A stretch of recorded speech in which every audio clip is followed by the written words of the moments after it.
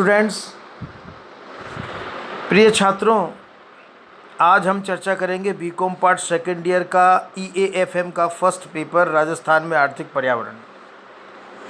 इसके बारे में हम चर्चा कर रहे थे। मेरे पूर्व व्याख्यानों में मैं आपको बता रहा था ग्रामीण विकास कार्यक्रम मूल्यांकन एवं प्रभाव के बारे में हम चर्चा कर रहे थे। उसमें मैंने आपको कई ग्रामीण विकास कार्यक्रम के बारे में जानकारी दी।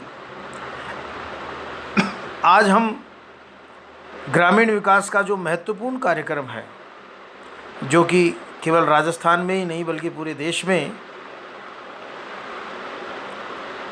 चल रहा है, वो कार्यक्रम उसका नाम है महात्मा गांधी राष्ट्रीय ग्रामीण रोजगार गारंटी अधिनियम MNREGA।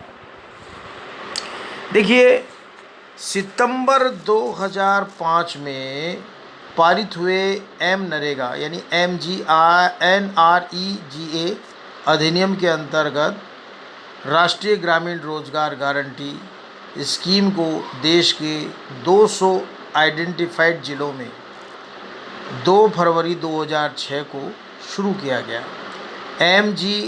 NREGA को ऐसे प्रत्येक ग्रामीण परिवार को न्यूनतम 100 दिन का गारंटी युक्त अकुशल मजदूरी रोजगार उपलब्ध कराए जाने के उद्देश्य से क्रियान्वित किया गया, जो इसके लिए इच्छुक होंगे। SGRY के चल रहे कार्यक्रमों और राष्ट्रीय काम के बदले अनाज कार्यक्रम को इन जिलों में NREGA के अंतर्गत मिला दिया गया। वर्ष 2007-08 में MNREGA का विस्तार करते हुए इसे 330 जिलों में लागू कर दिया गया। महात्मा गांधी राष्ट्रीय ग्रामीण रोजगार गारंटी अधिनियम के अंतर्गत जो कार्यक्रम चलाया जा रहा है, उसे महात्मा गांधी राष्ट्रीय ग्रामीण रोजगार गारंटी स्कीम के रूप में भी जाना जाता है। राष्ट्रीय ग्रामीण रोजगार गारंटी अधिनियम का उद्देश्य क्या रहा? What are the objectives of NREGA? इस अधिनियम का उद्देश्य जो प्रत्येक वित्तीय वर्ष में प्रत्येक ग्रामीण परिवार की अकुशल शारीरिक कार्य करने के इच्छुक वयस्क सदस्य को कम से कम 100 कार्य दिवसों का रोजगार प्रदान करके देश के ग्रामीण क्षेत्रों के परिवारों को आजीविका प्रदान करना है। इसके अलावा निर्धन जीविका संसाधन के आधार को सुदृढ़ करना, सामाजिक समावेशन को अति सक्रिय रूप से सुनिश्चित करना और पंचायती राज संस्थाओं को सुदृढ़ करना भी इसका उद्देश्य रहा है कार्यक्रम का। रोजगार की गारंटी, देखिए, इसमें रोजगार की गारंटी दी गई है, यानी कि प्रत्येक परिवार के अकुशल शारीरिक मजदूरी के लिए सहमत इच्छुक वयस्क सदस्य को प्रत्येक वित्तीय वर्ष में कम से कम 100 दिनों के रोजगार की गारंटी दी जाती है इस कार्यक्रम के अंतर्गत। इस प्रकार एक परिवार एक वर्ष में कम से कम 100 दिनों का काम, रोजगार, एम्प्लॉयमेंट प्राप्त करने का हकदार होगा। इसके लिए परिवार को पंजीकृत होना होगा। प्रत्येक पंजीकृत परिवार को एक जॉब कार्ड दिया जाएगा। यह रोजगार प्राप्त करने के हक का सबसे महत्वपूर्ण दस्तावेज होगा। इसी तरह से जॉब कार्ड प्रत्येक पंजीकृत परिवार को पंचायत द्वारा जारी किया जाएगा। इस पर फोटोग्राफ भी होगा। जॉब कार्ड 5 वर्ष के लिए वैध होगा और इस पर पंजीकरण संख्या भी लिखी हुई होगी।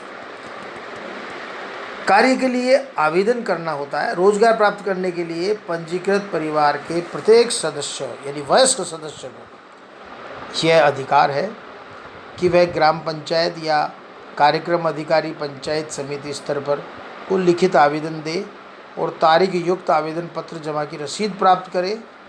आवेदन लगातार कम से कम 14 दिनों के लिए किया जाना चाहिए। महिलाओं को प्राथमिकता, प्रायोरिटी टू वुमेन। देखिए, इस अधिनियम में रोजगार प्रदान करने में महिलाओं को प्राथमिकता देने का प्रावधान रखा गया है, ताकि रोजगार प्राप्त करने वालों में कम से कम 1/3 भाग महिलाओं का हो। यानी कि समयबद्ध रोजगार आवंटन, इस संबंध में भी प्रावधान किए गए हैं। आवेदन करने अथवा रोजगार की मांग करने के 15 दिन के अंदर ग्राम पंचायत द्वारा रोजगार दिया जाएगा। ग्राम पंचायत पत्र के माध्यम से आवेदकों को 15 दिन के अंदर यह सूचित करेगी कि कब और कहां काम के लिए उपस्थित होना है। ग्राम पंचायत कार्यालय के नोटिस बोर्ड पर भी एक आम सूचना लगाई जाएगी। बेरोजगारी भत्ते का भुगतान, यदि पात्र आवेदक के कार्य की मांग के 15 दिनों के भीतर रोजगार नहीं मिलता है तो उसे निर्धारित शर्त के अनुसार बेरोजगारी भत्ता दिया जाएगा। यदि वह व्यक्ति या उसके स्थान पर उसके परिवार का अन्य व्यक्ति आवंटित कार्य के लिए उपस्थित नहीं होता है तो वह आगे से बेरोजगारी भत्ते का हकदार नहीं होगा। इसी तरह से न्यूनतम मजदूरी की गारंटी, इस संबंध में भी प्रावधान है। राज्य कृषि श्रमिकों के लिए लागू न्यूनतम मजदूरी दी जाएगी। मजदूरी का भुगतान कार्य पूर्ण होने के 2 सप्ताह के भीतर किया जाएगा। मजदूरी का एक भाग दैनिक आधार पर नकद रूप में दिया जा सकता है। कार्य आवेदक के निवास स्थान से 5 किलोमीटर की परिधि के भीतर ही दिया जाएगा। यदि उसके बाहर रोजगार दिया जाता है तो 10% अतिरिक्त मजदूरी दी जाएगी। इसी तरह से प्रत्येक कार्यस्थल पर पीने का पानी, छाया, विश्राम स्थल और प्राथमिक चिकित्सा पेटी उपलब्ध कराई जाएगी। यदि कार्यस्थल पर लाए जाने वाले बच्चों की संख्या 5 से अधिक है तो किसी व्यक्ति को बच्चों की देखभाल करने की जिम्मेदारी भी दी जाएगी और ऐसे व्यक्ति को अन्य श्रमिकों की तरह किए गए कार्यों का भुगतान किया जाएगा। कार्यस्थल पर रोजगार के दौरान शारीरिक क्षति होने पर श्रमिक को राज्य सरकार द्वारा मुफ्त इलाज की सुविधा दी जाएगी। इसी तरह से नरेगा कार्यक्रम के अंतर्गत स्थायी परिसंपत्तियों का सृजन करने की बात भी है।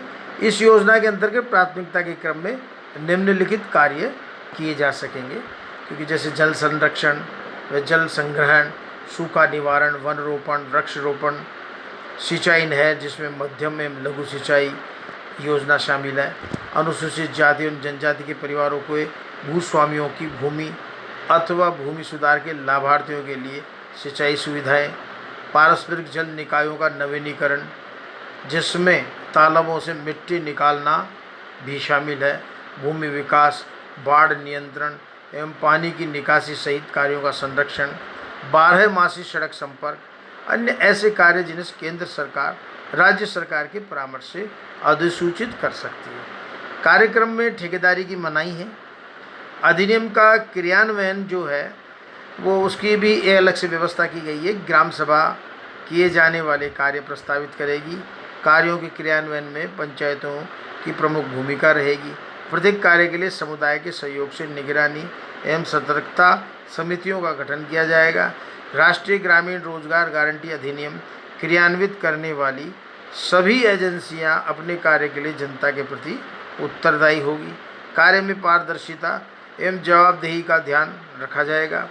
यानी कि महात्मा गांधी राष्ट्रीय ग्रामीण रोजगार कार्यक्रम केंद्र सरकार का एक महत्वपूर्ण कार्यक्रम है जो ग्रामीण निर्धन लोगों के जीवन को प्रभावित करता है तथा समावेशी विकास को, इंक्लूसिव ग्रोथ को बढ़ावा देता है।